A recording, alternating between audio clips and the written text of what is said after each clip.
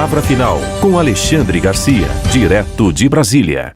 Vamos começar com mais pesquisas que confirmam as anteriores, as tendências das anteriores. A Paraná Pesquisas. Bolsonaro, 40,08%. Lula, 26,6%.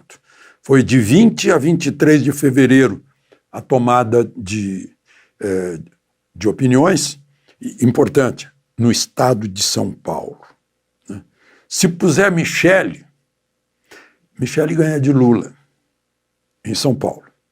31,3% para Michele e 27,1% para Lula. Tarcísio também ganha de Lula, 30,2% contra 26,7%. E aí vem a pesquisa Quest, Nordeste Lula. Os dois grandes redutos eleitorais do Nordeste, Pernambuco e Bahia, onde o Lula sempre foi forte. Na Bahia, Lula tinha uma aprovação de 66% e reprovação e desaprovação de 33%. Tinha. Agora inverteu. Na Bahia, a maioria desaprova o governo Lula, 51%. 47% ainda aprovam. Em Pernambuco, Lula tinha 65% de aprovação e 36% de desaprovação.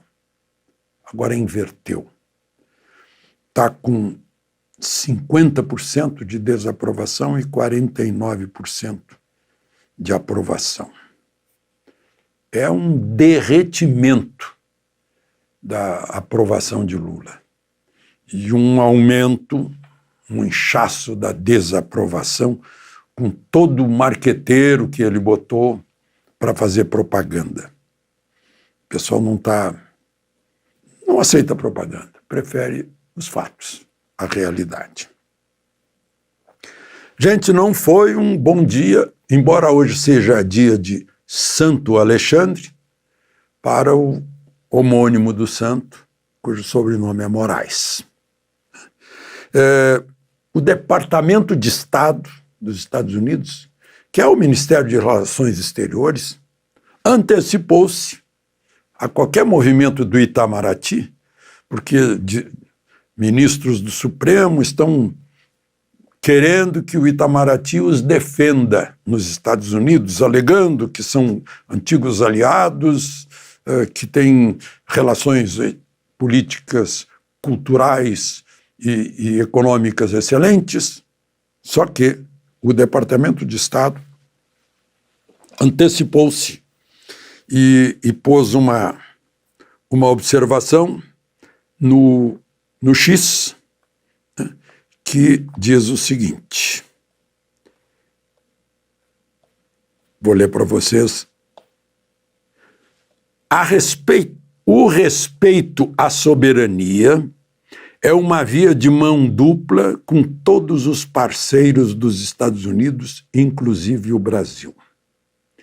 Bloquear o acesso à informação e impor multas a empresas sediadas nos Estados Unidos por se recusarem a censurar indivíduos que lá vivem é incompatível com os valores democráticos, incluindo a liberdade de expressão. Foi traduzido pela Embaixada dos Estados Unidos aqui em Brasília e posto no X. Vem do Bureau do Mundo Ocidental do Departamento de Estado. E não foi só isso, eu disse que o dia não foi bom.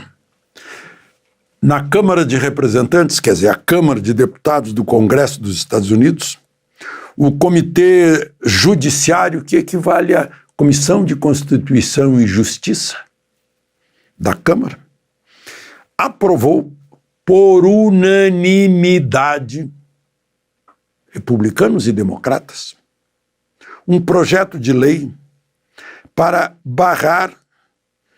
O projeto de lei tem o nome de Lei Sem Censura em Nosso Território, para barrar nos Estados Unidos todo aquele que seja um censor, que faça a censura. Não está lá o nome de Alexandre de Moraes. Pega qualquer pessoa, ou aqueles que concordarem com ele, né? Aqueles que reforçarem. E aí está lá nas redes sociais também. Censor aqui não será bem-vinda e terá a porta de saída.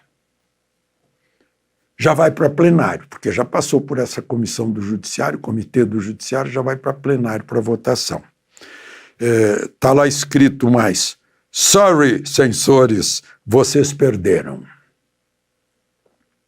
Gente, vocês já se deram conta que essa não está o nome do Alexandre de Moraes, mas não é uma responsabilidade só do Alexandre de Moraes. O que ele tem feito é o Supremo inteiro. Supremo inteiro. Nessa lei. Lei contra a censura dentro do território americano. Aí vem a decisão de uma justiça federal de Tampa, naquele processo da Rumble e da Trump Media, ela dizendo que não precisam obedecer às ordens de Moraes, elas não são válidas nos Estados Unidos, então nem precisa de liminar. Eu fiquei sabendo que tem gente aí que interpretou dizendo a juíza recusou liminar da Rumble. Não precisa de liminar, porque eles não precisam, ou seja, é uma decisão que já está. Liminar é uma antecipação se a demora no tempo prejudica a pessoa que pediu, né? Mas ela já decidiu.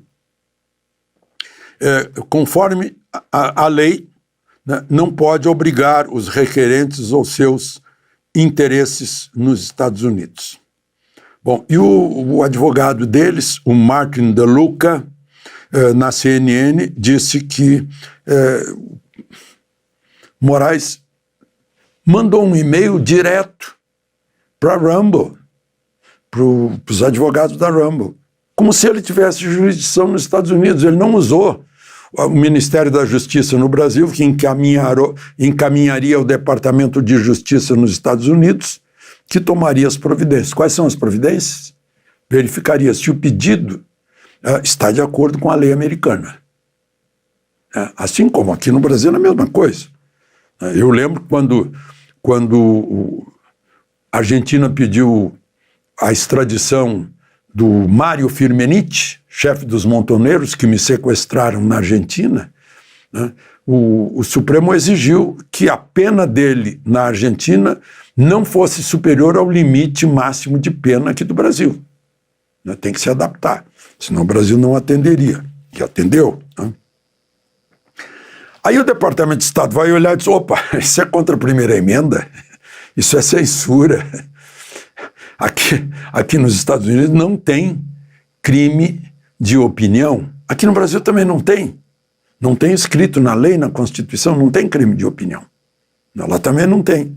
Então, claro que o Departamento de Justiça ia devolver, como a Interpol tirou da lista o Alan dos Santos, porque a Interpol não considera crime de opinião como se fosse um crime. Opinião não é crime. É exercer a liberdade de expressão, característica da democracia, aliás, característica básica da democracia. Né? Bom, e aí o advogado lembra, enviou e-mail para obrigar a Rumble, né, a ter escritório no Brasil. Como assim? Né? É para censurar contas de um dissidente que está aqui. Né? E para bloquear as contas dele. Bloquear as contas de Alan dos Santos é bloquear contas num banco americano. É impedir que a Rumble pague ao Alan dos Santos lá nos Estados Unidos. Ele está lá, não tem como. Né? Já foi recusado pedido de extradição, inclusive. Porque os Estados Unidos não reconhece censura e se baseia na liberdade de expressão. Foi recusado no governo Biden. Não é nem coisa de governo Trump. Né? E a Rumble não tem operações no Brasil porque vai abrir escritório só porque um juiz manda. Aí um juiz da Coreia, um juiz do Butão, um juiz do Paquistão manda ter um escritório porque o pessoal tá recebendo o Rumble. Eu já falei aqui que eu ouvia a rádio de Havana com a orquestra do Cassino de Havana, ouvia a Rádio El Mundo, Buenos Aires, a BBC, a Voice of America, e não precisavam ter escritório aqui para eu ouvir, né? Eu recebia no rádio, assim como a gente recebe hoje no nosso celular, a Rumble, né? Bom, aí o advogado disse que nos Estados Unidos não há crime de opinião, né? E queria sim, pois é, que suspendesse a monetização. Eu estou lendo aqui palavras do advogado De Luca, né? E que Moraes pediu o bloqueio global de Alan dos Santos. Ou seja, urbi et orbi, isso é só com o Papa, né? De Roma para o mundo, de Brasília para o mundo. Né? Aí ele disse, está ignorando o devido processo legal, né? Inclusive passando por cima dos canais competentes, Departamento de Justiça aqui, Ministério da Justiça aqui, Departamento de Justiça lá. Aí o repórter da CNN perguntou a ele na entrevista, né, mas não vai recorrer? Aí ele ficou, como assim? Recorrer a quem? Qual é a autoridade que está acima de Alexandre de Moraes? Né? Acima do Supremo. Alexandre de Moraes representa o Supremo. Eu tenho a resposta. Davi Alcolumbre.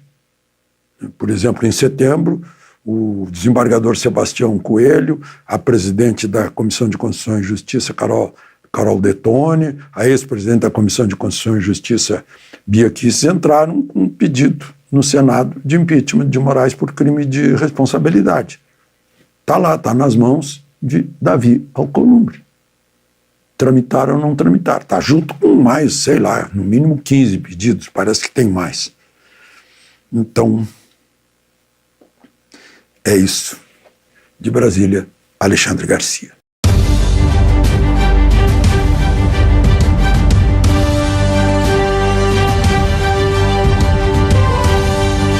A palavra final com Alexandre Garcia, direto de Brasília.